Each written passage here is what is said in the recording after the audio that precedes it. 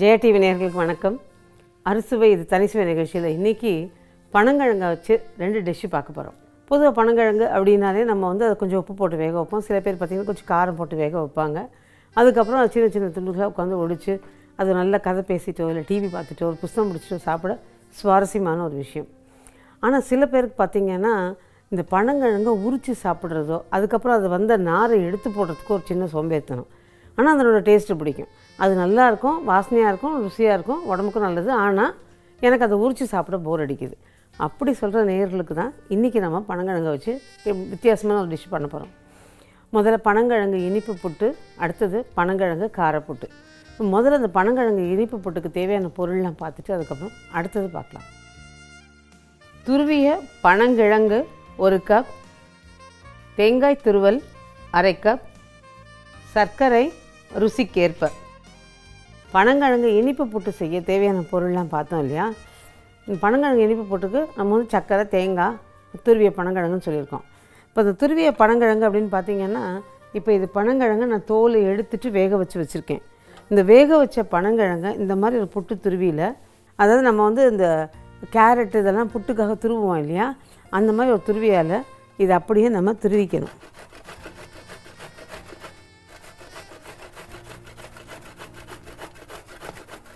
திருப்பி திருப்பி துருவிக்கிட்டே இருந்தீங்கன்னா நாலா பக்கமும் இந்த நாரெல்லாம் நின்றுடும்.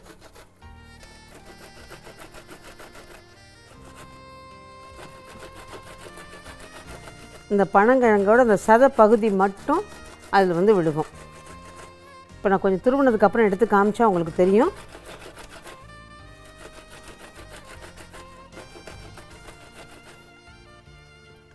இப்போ பார்த்தீங்கன்னா தெரியும். இது பார்த்திங்கன்னா இந்த நாரெல்லாம் பாருங்கள் அப்படி நிற்கிது. இது கடைசி வரைக்கும் துருவிட்டோம் அப்படின்னா அந்த நார் ஃபுல்லாக வந்துடும். அப்புறமா அந்த துருவின இந்த இது பாருங்கள், இது நல்லா அப்படியே இது பூ மாதிரி இருக்குது. நம்ம சாதாரணமாக புட்டு பண்ணுற மாதிரியே இருக்குது பாருங்கள். இது அப்படியே அள்ளி நம்ம ஏற்கனவே செஞ்சு வச்சுருக்கதோட சேர்த்துக்கலாம். இந்த மாதிரி வேக வச்சுட்டு எல்லா பனங்கிழங்கையும் உட்காந்து துருவிடலாம். இது துருவுறது ஒன்று தாங்க வேலை. மற்றபடி பார்த்திங்கன்னா டக்கு டக்குன்னு காரமும் நினச்ச மாதிரி பண்ணிக்கலாம், இனிப்பும் நினச்ச மாதிரி பண்ணிக்கலாம். குழந்தைங்கிட்ட கொடுத்திங்கன்னா கூட கையில் அடிப்படாமல் ஜாக்கிரதையாக அவங்கள துருவி தர சொன்னீங்கன்னா அழகாக ஆளுக்கு ஒரு பக்கமாக உட்காந்து துருவி கொடுத்துருவாங்க. நம்மளும் கொஞ்சம் துருவிட்டோம் அப்படின்னா நல்லா சேகரிச்சிடலாம்.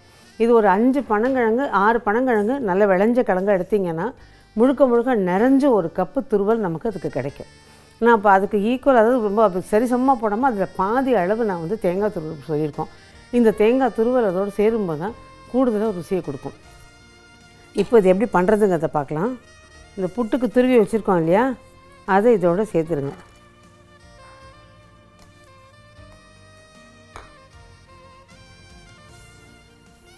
அதோட கூட தேங்காய் துருவல்,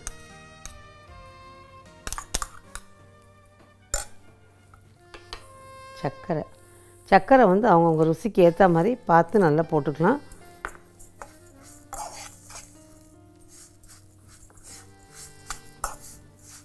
இப்போ இது கரண்டியில் கலக்கிறத விட நம்ம கையில் கலந்தோம்னா கொஞ்சம் நல்லாயிருக்கும். ஸோ பார்க்குறதுக்கு ஒரு மாதிரி இருந்தாலும் இந்த கையில் கலக்கும்போது கையில் உள்ள சூட்டுக்கு அந்த சர்க்கரை நல்லா இலகி கொடுத்து அதோடு கலந்துக்கும். அப்போ தான் உங்களுக்கு அது நல்லாயிருக்கும். ஸோ இது நம்ம மேலை நாடுகள் மாதிரி எல்லாத்தையுமே கரண்டி, ஸ்பூன் இப்படி வச்சு நம்ம பண்ண முடியாது. நம்மளோட டிஷ்ஷெல்லாம் சிலதெல்லாம் நீங்கள் கை போட்டு தான் ஆகணும். இந்த கை போடும்போது அதாவது அந்த நாள் பெரியவங்க சொல்லுவாங்க, அவள் கைக்கு மணக்குதுன்னு சொல்லுவாங்கல்ல, அந்த மாதிரி அதில் நம்ம அந்த கை போடும்போது நல்ல ஒரு கலவை கலந்து கொடுத்து நல்லா ஈவனாக வரும். அதே மாதிரி இந்த சூட்டுக்கு அது ஒரு தனி டேஸ்ட்டும் கொடுக்கும். மேலும் அந்த சூட்டுக்கு சர்க்கரை நல்லா இலகி அதோடு சேரும். பார்த்திங்கன்னா தெரியும். அதே மாதிரி இன்னொரு விஷயம் கட்டாயம் நான் சொல்லணும். நம்ம துருவி எடுத்ததுனால இதில் நாரெல்லாம் முழுக்க எல்லா நாரும் வந்துடும் சொல்ல முடியாது. எங்கேயாவது ஒரு நார் கொஞ்சம் தட்டுப்படும். கிட்டத்தட்ட ஒரு 95% அதில் வந்துடும். ஆனாலும் அந்த ஒரு 5% கட்டாயம் அங்கங்கே இருக்கும். ஸோ இவங்க துருவுனா ஒன்றுமே வராதுன்னு சொன்னாங்களே அப்படின்னு நீங்கள் நினைக்க வேணாம். கொஞ்சம் நார் அங்கங்கே இருக்கும். இது நல்லா கலந்துட்டோம். இதுக்கு நான் ஏலக்காய், நெய் அந்த மாதிரி எதுவுமே சேர்க்கலை. என்னென்னா அந்த ருசிக்காக தேங்காயும் அதுக்கப்புறம் இனிப்புக்காக சர்க்கரை மட்டும். அந்த பனங்கிழங்கோட ஒரிஜினல் ஃப்ளேவரும் டேஸ்ட்டும் அதில் இருந்தால் தான் இது நம்ம பண்ணும்போது நல்லாயிருக்கும். பாருங்கள், நல்லா அந்த சக்கரை ஓரளவு கையில் இலகி கொடுத்து நல்லா கலந்து வருது. இன்னும் நேரம் ஆக ஆக உங்களுக்கு இன்னும் நல்லாவே இலகி கொடுக்கும். இது அப்படியே சும்மா உட்காந்துட்டு ஒரு ஸ்பூன் போட்டு அள்ளி சாப்பிட்டீங்க அப்படின்னா ரொம்ப நல்லாயிருக்கும். நான் பனங்கிழங்கு துருவி வச்சுருந்ததுலேயே டிஸ்பிளேக்கு இதை எடுத்து வச்சிடுறேன். பார்த்திங்கன்னா தெரியும், இந்த மாதிரி எங்கேயாவது 1-2 தென்படும்.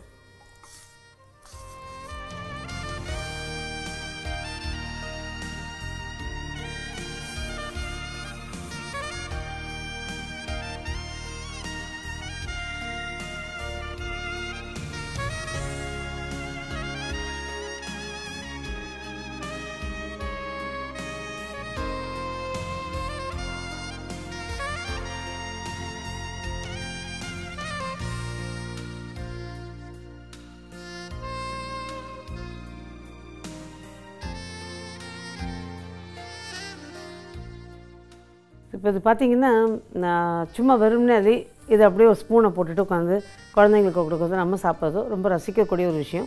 அதே மாதிரி கெஸ்ட்டு வந்தாங்கன்னா அவங்களுக்கு ஒரு எம்பாரசிங் சுச்சுவேஷன் வந்து இந்த உடச்சி அதை நார் எடுத்து சாப்பிட்றது. அந்த மாதிரி இருக்கவங்களுக்கும் நீங்கள் வந்து ஒரு கப்பில் போட்டு கொடுத்தீங்கன்னா, இது எதில் நல்லா இந்த வாசனையில் பண்ணதுனால, வாசனையாக தெரியறதுனால இந்த பனங்கிழங்கு போட்டு அவங்களுக்கே ஒரு மாதிரி அமேசிங்காக இருக்கும். என்ன வித்தியாசமாக இருக்குது அப்படின்னு. ஆக்சுவலாக அது சொல்லி கொடுத்தவங்க ஜுபேதாமான்னு சொல்லிட்டு ஒருத்தவங்க.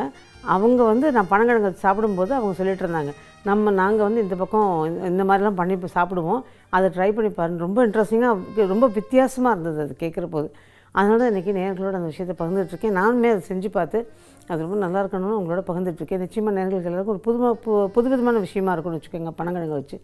ஸோ அது நேயர்கள் எல்லாருமே நிச்சயமாக ட்ரை பண்ணுவீங்க. இப்போ அடுத்து நம்ம பார்க்க போகிறது இதே புட்டு வந்து கொஞ்சம் காரமாக. அது எப்படி பண்ணுறதுன்னு பார்க்குறதுக்கு முன்னாடி அறுசுவை தனிசுவை நிகழ்ச்சியில் ஒரு சின்ன பிரேக்.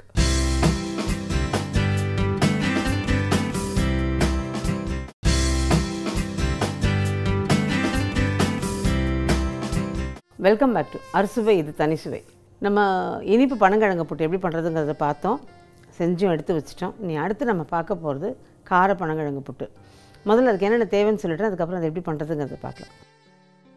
துருவிய பனங்கிழங்கு 1 கப், பொடியாக நறுக்கிய சின்ன வெங்காயம் 1/4 கப், பச்சை மிளகாய் 1 பொடியாக நறுக்கி கொள்ளவும், கருவேப்பிலை சிறிதளவு, தாளிப்பதற்கு எண்ணெய் 2 டேபிள் ஸ்பூன், கடுகு 1 டீஸ்பூன், உளுந்து 2 டீஸ்பூன், காய்ந்த மிளகாய் 2, சிறிதளவு தேங்காய் துருவல், எலுமிச்சம்பழச்சாறு 2 டீஸ்பூன், உப்பு ருசிக்கேற்ப. இப்போ இந்த பனங்கிழங்கு காரப்புட்டுக்கு தேவையான பொருள்லாம் பார்த்துட்டோம். அதை எப்படி தாளிக்கிறதுங்கிறத பார்க்கலாம். நான் இன்றைக்கி சின்ன வெங்காயம் எடுத்திருக்கேன், அது கொஞ்சம் ருசி கொடுக்குங்கிறதுனால. இதே பெரிய வெங்காயம் எடுத்திங்கன்னா சின்னதாக ஒரு சைஸில் பெரிய வெங்காயத்தை சின்னதாக நறுக்கிக்கோங்க, அது நல்லாயிருக்கும். அதே மாதிரி இப்போ நம்ம அந்த வெங்காயம் போடும்போது சில பேருக்கு அந்த வெங்காயம் வாசனை பிடிக்கல, அது வெறுமனே சாப்பிடணும்னு நினச்சிங்கன்னா வெறும் பச்சை மிளகாயை தாளிச்சிக்கோங்க, அதுவும் நல்லாயிருக்கும். அது ஒரு மாதிரி வித்தியாசமான ஃப்ளேவர் இருக்கும். இப்போ இதில் ஒரு பாத்திரம் அடுப்பில் போட்டுடலாம்.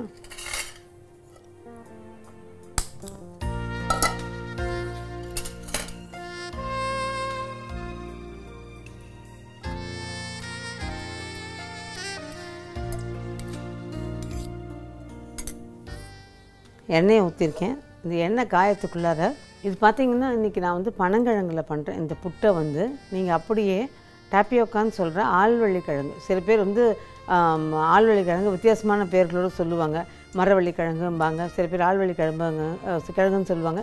ஸோ அது அவங்கவுங்க எதுக்கு ஏற்ற மாதிரி அந்த கிழங்கை வந்து நல்லா தோலை சீவிடணும். சுத்தமாக நல்லா கழுவிட்டு அந்த கிழங்கை நல்லா தோலை ரிமூவ் பண்ணிவிட்டு அதை எடுத்ததுக்கப்புறமா புட்டு துருவியில் இதே மாதிரி துருவிடுங்க.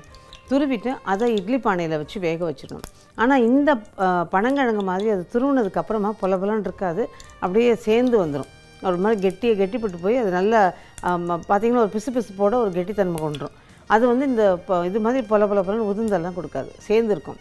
அதில் வந்து இதே மாதிரி தேங்காய் சக்கரை போட்டு அதனோட இயல்பான ருசியிலேயே வாசனை எதையும் சேர்க்காமல் நம்ம கலந்து சாப்பிட்டோம்னா சின்ன உருண்டைகளை உருட்டி வச்சு கொடுத்திங்கன்னா அது ரொம்ப அல்லாத ருசியோட ரொம்பவே நல்லாயிருக்கும். ஸோ அந்த ஆழ்வள்ளி கிழங்குலையும் நம்ம இந்த புட்டை பண்ணலாம். இப்போ எண்ணெய் காஞ்சிருச்சு. 1 ஸ்பூன் கடுகு, காஞ்ச மிளகாய் 2,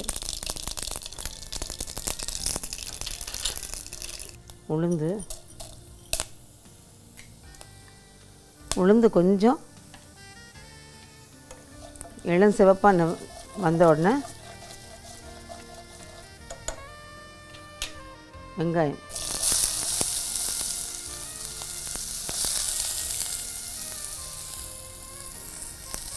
கொஞ்சோண்டு பச்சை மிளகாய், இந்த ஒரு பச்சை மிளகாய் பொடியை நறுக்கி சேர்த்த மாதிரி அந்த அளவு சேர்த்துக்கிட்டா போதும். ஏன்னா காரம் ரொம்ப இழுக்காது.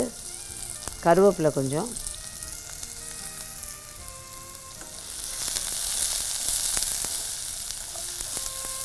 இதில் ஒரு சிட்டிகை உப்பு சேர்த்துடலாம். இந்த கிழங்கை துருவும்போது இப்போ நம்ம காமிச்ச மாதிரி நீங்கள் முழுசாகவும் துருவிக்கலாம். அந்த நடுவில் நரம்புன்னு சொல்கிற ஒரு பகுதி இருக்கும் இல்லையா, அதை என்ன பண்ணுவோம், அது சாஃப்டாக இருக்க பகுதியை மட்டும் சாப்பிட்டுட்டு தூக்கி போடுவோம். அது சில நேரங்களில் கசக்கும். ஸோ அந்த மாதிரி அந்த கசப்பை தவிர்க்கணும்னு நினைக்கிறவங்க இந்த முழுசாக போடாமல் ரெண்டாக வகுந்துட்டு அந்த துண்டை எடுத்து வெளியில் போட்டுட்டு அதுக்கப்புறமா இதை துருவிக்கலாம். இப்போ இந்த வெங்காயத்தில் கொஞ்சம் உப்பு சேர்த்துருக்கேன். இது ஆக்சுவலாக இனிமேல் சீசனு நல்லா தை மாசி வரைக்கும் உங்களுக்கு நல்லா இந்த அதாவது கிட்டத்தட்ட ஒரு கார்த்திகை மார்கழியிலேருந்து ஆரம்பிச்சிடும் சீசன். உங்களுக்கு அந்த இனிமேல் ஃபுல் டைமில் அது கிடைக்கும். அதாவது ஃபெப்ரவரி வரைக்கும் உங்களுக்கு இந்த பனங்கிழங்கு நல்லா கிடைக்கும். அது மண் பார்த்து வாங்குவாங்க. சில பேர் பார்த்திங்கன்னா செம்மண்ணில் விளைஞ்ச கிழங்கும்பாங்க. சில பேர் பார்த்திங்கன்னா நிறம் மாறி ஒரு மாதிரி இதுவாக இருக்கும், கருப்பாக இருக்கும், அந்த மாதிரி கிழங்கு ருசிம்பாங்க. இது அவரோட பார்வையை பொறுத்தது. வதங்கிடுச்சு பாருங்கள். இப்போ துருவின பனங்கிழங்க இதில் போட்டுடலாம். இந்த கிழங்கை வேக வைக்கும்போது உப்பு போட்டிருந்தீங்கன்னா கவனமாக உப்பு போட்டுக்குங்க. நல்லா கிளறணும்.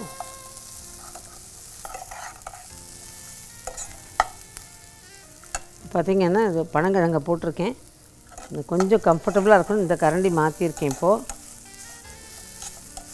இதில் தேங்காய் துருவல்,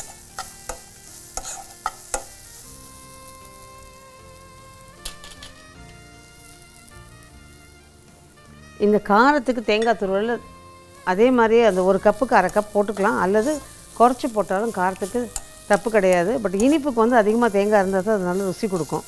அதனால் கொஞ்சத்து கூட சேர்த்துக்கலாம். இப்போ இது ரெடி ஆகிடுச்சு. இன்னும் ஒரு 2 நிமிஷம் அந்த சூட்டில் இருந்து அது நல்லாயிருக்கும் இருக்கட்டும். அதுக்கப்புறம் நம்ம 2 நிமிஷம் கழித்து அதில் எலுமிச்சம்பழ சாறை சேர்த்துட்டு நல்லா கலந்துட்டு ஒரு சர்விங் பவுலில் எடுத்துருவோம். ஆனால் அதுக்கு முன்னாடி அறுசுவை தனிசுவை நிகழ்ச்சியில் ஒரு சின்ன பிரேக்.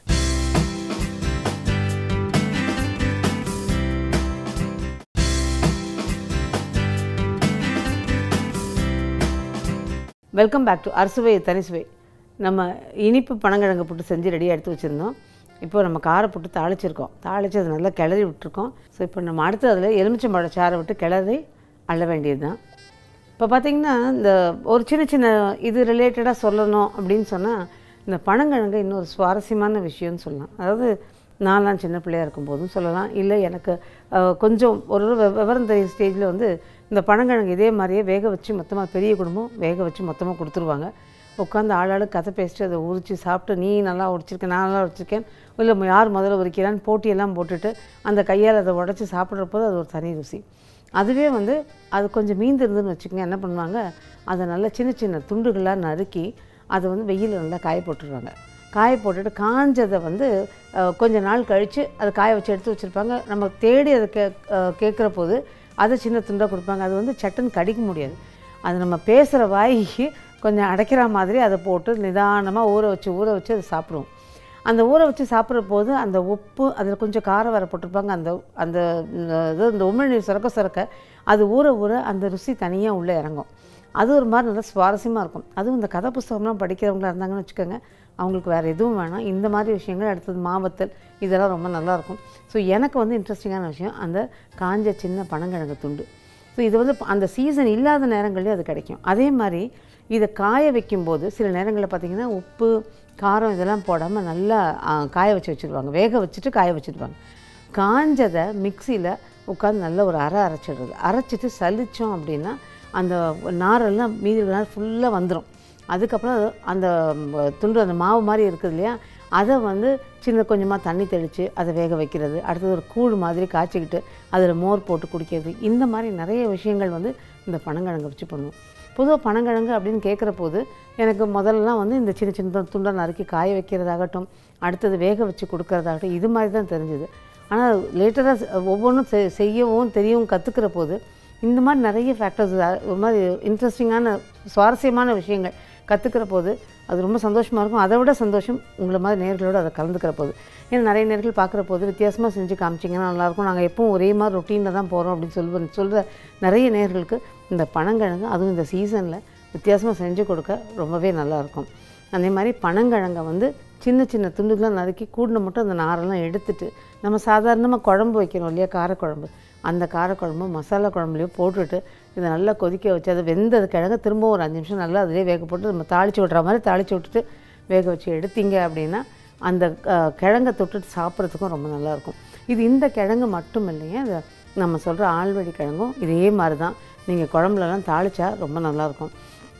நேர்கள் நிறைய கேள்விப்படாத ஒரு விஷயம் என்னென்னா, நிறைய நேர்கள் கேள்விப்படாத விஷயம், ஸோ இது பார்த்திங்கன்னா இந்த வெத்தலை வெள்ளி கிழங்குன்னு சொல்லுவாங்க. அந்த வெத்தலை வெள்ளி கிழங்கு வந்து அவ்வளோ ஒரு மருத்துவ குணம் வாய்ந்தது. அதே சமயம் இந்த பிபிலாம் இருக்கிறவங்களுக்கு அது கொஞ்சம் பிபி ஷூட் பண்ணுன்னு சொல்லுவாங்க. மற்றபடி அந்த கிழங்கு ஒரு அலாதி ருசி கொடுக்கும். அந்த கிழங்குலையும் இந்த மாதிரி குழம்போ புட்டு அந்த மாதிரி பண்ணும்போது ரொம்ப நல்லாயிருக்கும். குறிப்பாக நிறைய பேர் வந்து அந்த குழம்புல தான் பண்ணுவாங்க. காரக்குழம்பு மாதிரி வச்சுட்டு அந்த குழம்புல அந்த வெத்தலை வெள்ளி கிழங்கை வெட்டி போடுவாங்க. அதனோட இலை பார்த்திங்கன்னா வெத்தலை மாதிரியே இருக்கும், கிழங்கை பார்த்திங்கன்னா சேனக்கிழங்கு மாதிரி இருக்கும். அந்த கிழங்கை நல்ல தோலை சீவிட்டு சின்ன சின்ன துண்டுகளாக நறுக்கி அதை குழம்புல போட்டு பண்ணுற போது அந்த குழம்புக்கு ஒரு தனி ருசி உண்டு. ஸோ அதை வந்து இட்லிக்கு தொட்டுக்கிற குழம்பாகட்டும், சாதத்துக்கு போட்டுக்கிற குழம்பாகட்டும் விதவிதமாக பண்ணுவாங்க. ஸோ வெத்தலை வெள்ளி கிழங்கு அதுவும் இந்த தை மாதமெல்லாம் பார்த்திங்கன்னா நிறைய கிடைக்கும். நிச்சயமாக நேர்கள் எல்லோரும் நான் சொன்னதுக்காக அதை சின்ன துண்டாவது வாங்கி ட்ரை பண்ணி பாருங்கள். அந்த ருசி உங்கள் நாக்கு ருசி உங்களை விடாது. ஸோ இப்போ நம்ம ரெடி பண்ணிட்டோம். நான் வந்து இதில் எலுமிச்சம்பழச்சாறு ஊற்ற போகிறேன் லேசாக. இது புளிப்பு வந்து அவங்கவுங்க இஷ்டத்துக்கு ஏற்ற மாதிரி நான் கொஞ்சமாக ஊற்றிருக்கேன். நல்லா கலந்துருங்க. இதில் வந்து கை போட்டு கலக்கணும்னு அவசியம் கிடையாது.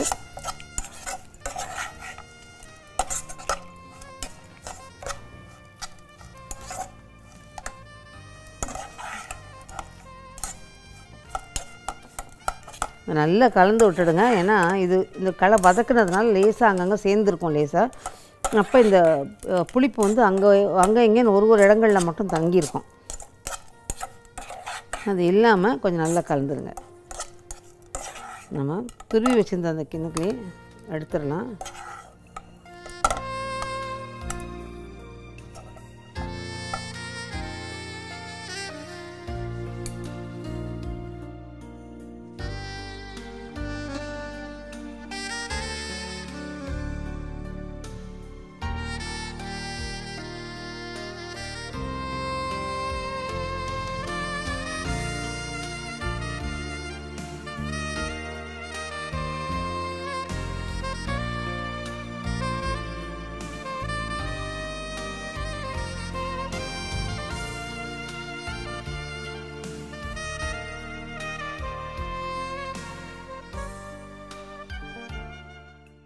ஸோ இப்போ பனங்கிழங்கு காரப்புட்டு பண்ணி ரெடியாக எடுத்து வச்சிட்டோம்.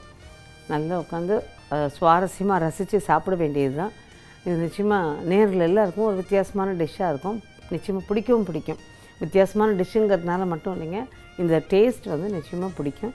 அதுவும் பனங்கிழங்கு விரும்பிகள் வந்து இதை ரொம்ப ரசித்து சாப்பிடுவாங்க. நிச்சயமாக ட்ரை பண்ணி பாருங்கள். இப்போ பார்த்த இந்த இனிப்பு பனங்கிழங்கு புட்டுக்கும் பனங்கிழங்கு புட்டுக்கும் ஒரு சின்ன ரீகேப். இனிப்பு பனங்கிழங்கு புட்டுக்கு நல்லா வேக வச்ச பனங்கிழங்கை அப்படியே புட்டு துருவினிங்கன்னா நார் தனியாக புட்டு மாதிரி பனங்கிழங்கு தனியாக வந்துடும். அது துருவின பனங்கிழங்கோட கொஞ்சம் சர்க்கரை தேங்காய் சேர்த்து நல்லா கையை விட்டு கலந்து வச்சிங்க அப்படின்னா இனிப்பு பனங்கிழங்கு புட்டு தயார்.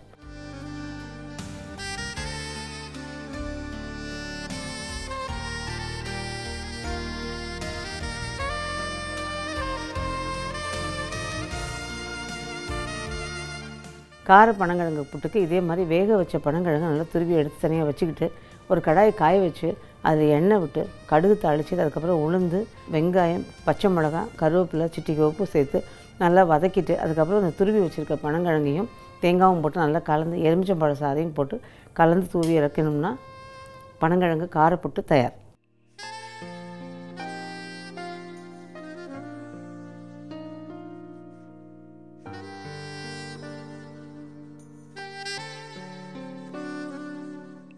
ஸோ இது ரெண்டுமே நான் ஏற்கனவே சொன்ன மாதிரி கொஞ்சம் இன்ட்ரெஸ்டிங்கான விஷயம். நேயர்கள் எல்லோரும் ட்ரை பண்ணி பாருங்கள்.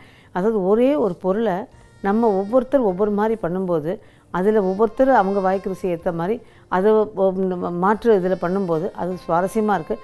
அது மற்ற நேயர்களோட கலந்துக்கிற போது அதை விட இன்னும் சுவாரஸ்யமாக இருக்குது. மீண்டும் இதே மாதிரி ஒரு நல்ல ரெசிபியோட அறுசுவை இது தனிச்சுவை நிகழ்ச்சியில் வரும் வாரமும் உங்களை சந்திக்கிறேன். நன்றி, வணக்கம்.